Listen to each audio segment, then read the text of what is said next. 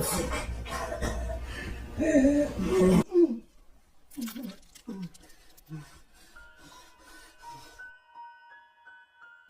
Horror lovers, welcome to horror land. आज जो movie मैं आपके लिए लेकर आया हूँ, इस मूवी का नाम है बिटन टू डेथ, जो कि मेरे द्वारा देखी गई अब तक की सबसे ब्रूटल मूवीज में से एक है। और ये मूवी हद से ज्यादा डिस्टर्बिंग मूवी है। मूवी में बहुत से डिस्टर्बिंग सीन्स हैं जो कि आपका रोंगटे खड़े कर देने के लिए काफी है। और मूवी बहुत ही इमोशनल मूवी है, तो मेरा एक्सप्रेशन सुनने के बाद में आप इस मूवी को एक बार जरूर देखिएगा। तो चलिए अब आइए वीडियो में आगे बढ़ते हैं। ये कहानी जैक नाम के एक आदमी से शुरू होती है, जो कि जख्मी हालत में एक अनजानी जगह पर किसी से बचकर भाग रहा था। तो आखिर जैक की ऐसी हालत कैसे हुई और वो किससे बचकर भाग रहा था, ये हम आगे देखने वाले हैं। तो सीन कट होता है और अब कहानी 48 घंटे पहले से शुरू होती है, जहाँ पर रिकी नाम का एक आदमी बहुत ही बुरी तरीके से जैक को पीट रहा था। बहुत देर तक जैक को पीटने के बाद में रिकी उस घर से बाहर अपनी कार से एक रोप और पेट्रोल लाता है ताकि वो जैक को जला सके। फिर घर के अंदर आने के बाद में वो जैक का गला घोटकर उसे मारने की कोशिश करता है। और तब खुद को बचाने के लिए जैक पास में पड़े ग्लास की बोतल को तोड़कर रिकी के गले में घुसा देता है, जिससे कि कुछ ही समय में तड़प तड़प कर रिकी की मौत हो जाती है। फिर किसी तरह खुद को संभाल कर सबसे पहले जैक अपनी वाइफ रेचल को देखने के लिए पास ही के रूम में जाता है। वो देखता है कि रेचल के सर में बहुत ही गहरा जख्म है। जैक बहुत कोशिश करता है रेचल को उठाने की, लेकिन वो देखता है कि वो बेहोश है। वो उसे CPR भी देता है, लेकिन रेचल की मौत कब की हो चुकी थी। अब जो कुछ भी हो, किसी तरीके से जैक को वहाँ से निकलना था और उसे अपनी वाइफ रेचल की डेड बॉडी भी घर पर लेकर जानी थी। तो इसीलिए वो हेल्प मांगने के लिए उस घर से बाहर निकलता है। पहले तो रिकी की कार में बैठ जाता है, लेकिन उस कार की कीज वहाँ नहीं थी और न ही रिकी के पास में उसे उस कार की कीज मिलती है। तो इसीलिए जैक पैदल हेल्प मांगने के लिए आसपास के इलाके में जाने लगता है। सीन कट होता है और कहानी अब फिर से प्रेजेंट टाइम में आती है, जहाँ पर जैक की हालत बहुत ही ज्यादा बुरी हो चुकी थी। हम देखते हैं कि उसकी दोनों आंखें किसी ने निकाल ली है और अंदर से बहुत ही रो रहा था।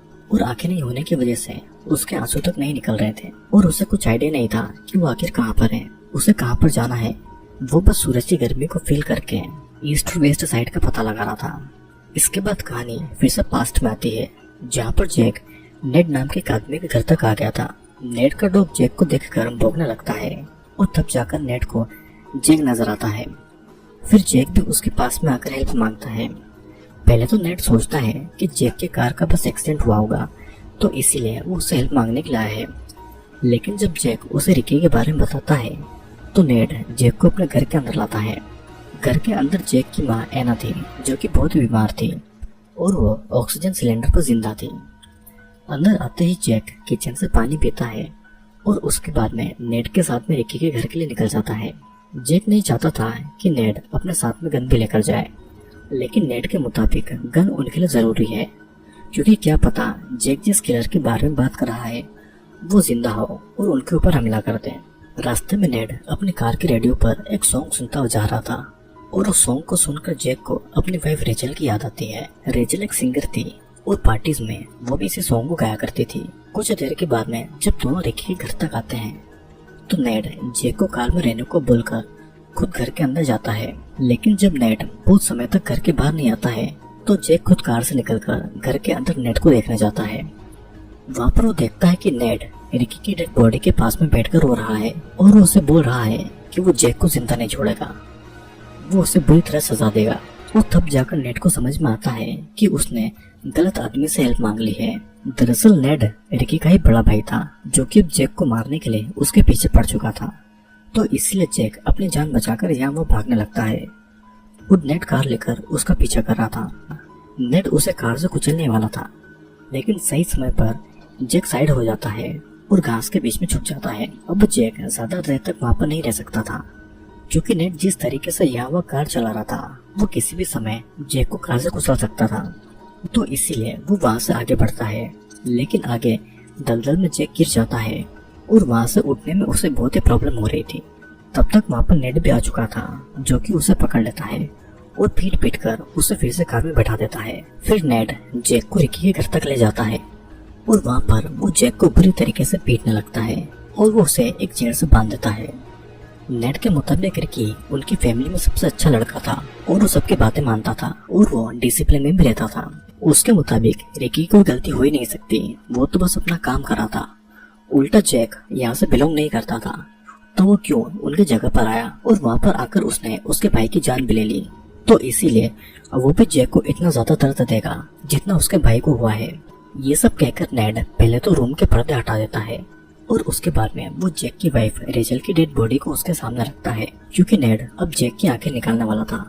और आंखें निकालने से पहले वो जैक को आखिरी मौका देता है सूरज की रोशनी और अपनी पत्नी रेचल का चेहरा देखने का। जैक नेड से माफी मांगता है और उससे बहुत रिक्वेस्ट करता है कि वो ऐसा नहीं करे, लेकिन नेड फिर भी बहुत ही ब्रूटली जैक की एक आंख में चाकू घुसाकर उसकी आंखों को फोड़ देता है।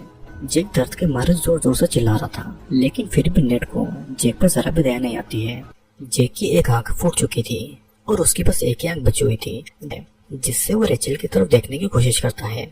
लेकिन आखिरी समय पर नेड जैक को रेचल का फेस नहीं बल्कि अपना फेस दिखाता है और उसकी बची खुची दूसरी आंख भी चाकू से फोड़ देता है। और यहीं पर सीन ब्लैकआउट हो जाता है और हमें बस जैक की दर्दनाक चीखें सुनाई देती है, क्योंकि इस समय पर हम जैक की तरफ से फिल्म को देख रहे हैं। क्योंकि इस समय पर हम जैक के पॉइंट ऑफ व्यू से इस फिल्म को देख रहे हैं और जैक के लिए पूरी दुनिया ही अंधेरे में डूब चुकी है। लेकिन फिर भी नेड का मन नहीं भरता है और वो जीसस क्राइस्ट की तरह जैक के हाथों में कील ठोककर उसे रूम की दीवार पर टांग देता है। तो अब यहाँ पर हमें समझ में आता है कि आखिर जैक अंधा कैसे हुआ। कहानी फिर से प्रेजेंट टाइप पर आती है, जहाँ पर जैक एक लकड़ी से रास्ता ढूंढता हुआ आगे जा रहा था। तभी उसके पास में एक कुत्ता आता है और उस कुत्ते को अपने पास में फील करके जैक बहुत खुश होता है। उसे लगता है कि अगर ये कुत्ता यहाँ पर है तो उसका ओनर भी आसपास ही होगा, जिससे उसको हेल्प मिल सकती है। लेकिन उसे ये पता नहीं था कि वो डॉग तो नेड का ही डॉग है और वो उस डॉग की आवाज को फॉलो करते हुए आगे बढ़ रहा था ताकि वो उसके ओनर तक पहुंच सके। वो कुत्ता जैक से दूर चला जाता है और कुत्ते के जाते ही जैक बहुत ही दुखी और अकेला फील करता है और उसे फिर से समझ नहीं आ रहा था कि वो किस डायरेक्शन में जाए। अब उस कुत्ते की वजह से उसे थोड़ी होप नजर आ रही थी और कहानी फिर से पास्ट की तरफ आ जाती है, जहाँ पर जैक के वेट की वजह से वो अपने आप कील से निकलकर नीचे गिर जाता है और उसके हाथ कील की वजह से चीर जाते हैं, जिसके बाद में वो दर्द में चिल्लाने लगता है। फिर किसी तरह उसके हाथों में नेट की गन लग जाती है और उस गन से वो पहले खुद की जान लेने की सोचता है, लेकिन उसमें इतनी हिम्मत नहीं थी कि वो खुद की जान ले पाए। तो इसीलिए वो वही गन उठाकर उस घर से भागने लगता है। उसे पता नहीं था कि किस तरफ उसे जाना है, वो बस भागे जा रहा था और उसे भागते हुए नेड देख लेता है और उसका पीछा करने लगता है। फिर नेड जैक की तरफ चीजें फेंककर उसका मजाक बना रहा था। जैक को जहाँ से भी कोई साउंड सुनाई दे रहा था वो उसी की तरफ गोली चला रहा था, लेकिन जल्दी सभी 6 गोलियां खत्म हो जाती हैं और तब नेड उसके पास में आता है और उसे बुरी तरह पीटकर उसे रस्सी से बांधकर उसे घसीटते हुए अपने साथ में उसे जगह पर वापस ले जाता है। जैक नेड से रिक्वेस्ट करता है कि वो उसे जान से मार डाले, क्योंकि इस तरह उसे तड़पाने से ज्यादा अच्छा है उसे मौत ही मिले। लेकिन नेड इतनी आसानी से उसे मारने वाला नहीं था। वो वहीं पर एक गड्ढा खोदने लगता है ताकि वो जैक को जिंदा दफना सके। लेकिन थोड़ी देर के बाद में नेड जैक को ही वो गड्ढा खोदने को कहता है, पर सब कुछ जानकर जैक खुद के लिए गड्ढा कैसे खोदता, तो इसीलिए वो इस काम के लिए नेड को मना कर देता है। और तब नेड जैक को एक ऑफर करता है कि अगर जैक अपने खुद के लिए कब्र खोदेगा तो कुछ दिनों के बाद में उसकी फैमिली तक उसकी कब्र के बारे में खबर पहुंचा देगा, ताकि उसकी फैमिली को उसकी डेड बॉडी मिल जाए और इस झूठी उम्मीद में वे लोग ना रहे कि जैक जिंदा हो सकता है और वापस जरूर आएगा। ये सुनकर जैक को मजबूरी में खुद की मौत के लिए खुद की कब्र खोदना पड़ती है और अब उसे भी समझ में आ गया था कि वो यहाँ से जिंदा नहीं निकल सकता है।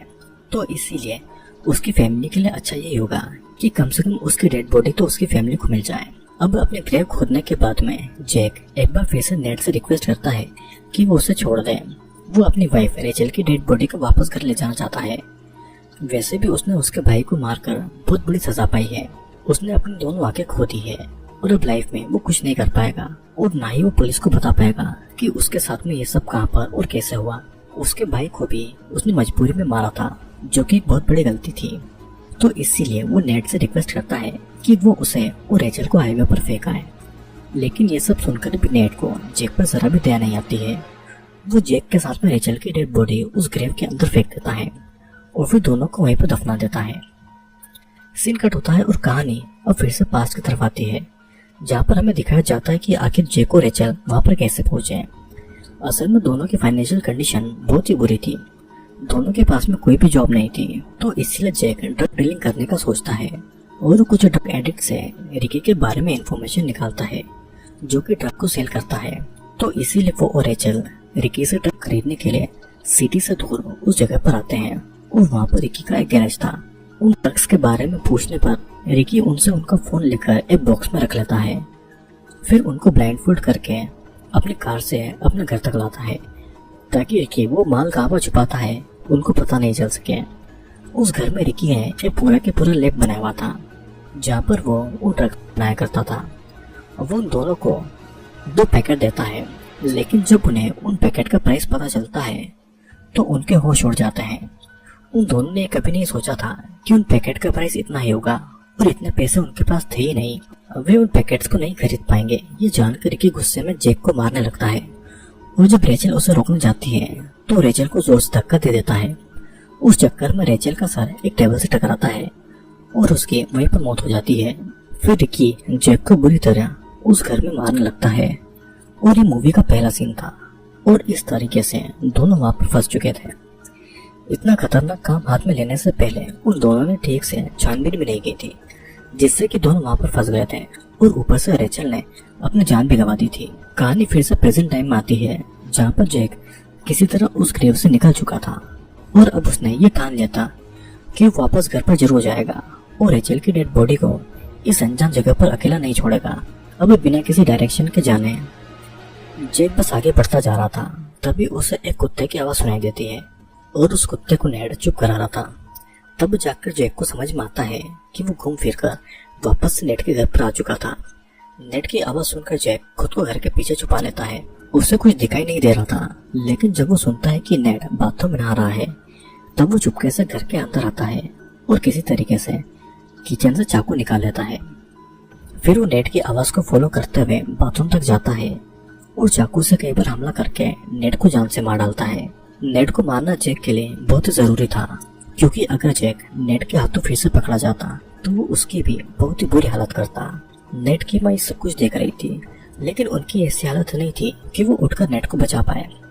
फिर नेड को मारने के बाद में जैक किचन के कपड़े को अपनी आंखों पर बांध लेता है ताकि उसका ज्यादा खून नहीं निकले, और ऐसा करते टाइम दर्द की वजह से उसकी पूरी बॉडी कांप रही थी। उसके बाद में वो नेड के डॉग को आजाद कर देता है और नेड का डॉग घूम फिर कर फिर से जैक के पास में आता है। यहाँ पर जैक ने जिस कुत्ते को आजाद किया था, पिछले सीन में हमने देखा कि वही कुत्ता घूम फिर कर वापस से जैक के पास में आ गया था, लेकिन आंखें नहीं होने की वजह से जैक को पता नहीं चला था कि वो कुत्ता नेड का ही है।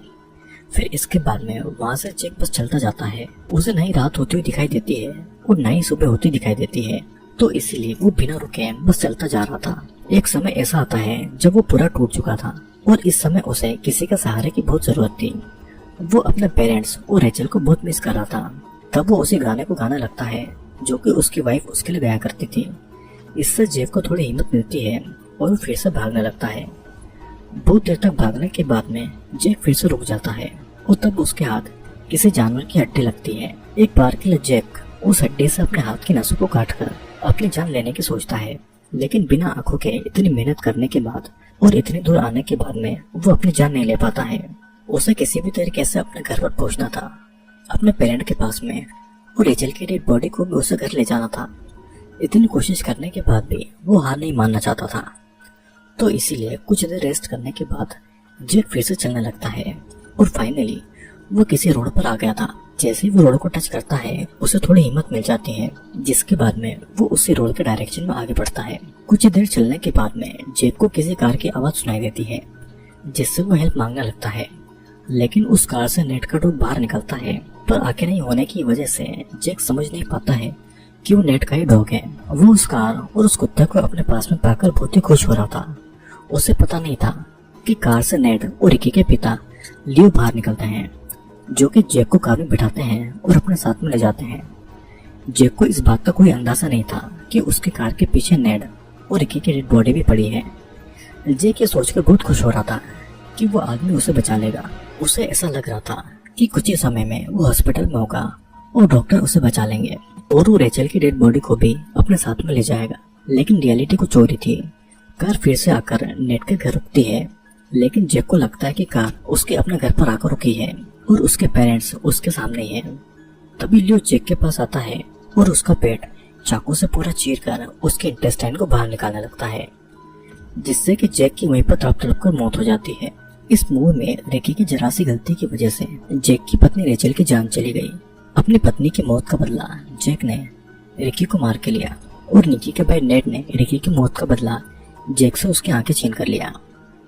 और मूवी के एंड में रिकी और नेड के पिता ने अपने दोनों बेटे की मौत का बदला जैक की जान लेकर लिया। लाखों कोशिश करने के बाद भी जैक उस नरक से अपने घर पर वापस नहीं जा पाया और उसकी जिंदगी का आखिरी समय भी दर्द में गुजरा। और इसी के साथ में ये मूवी यहीं पर खत्म हो जाती है।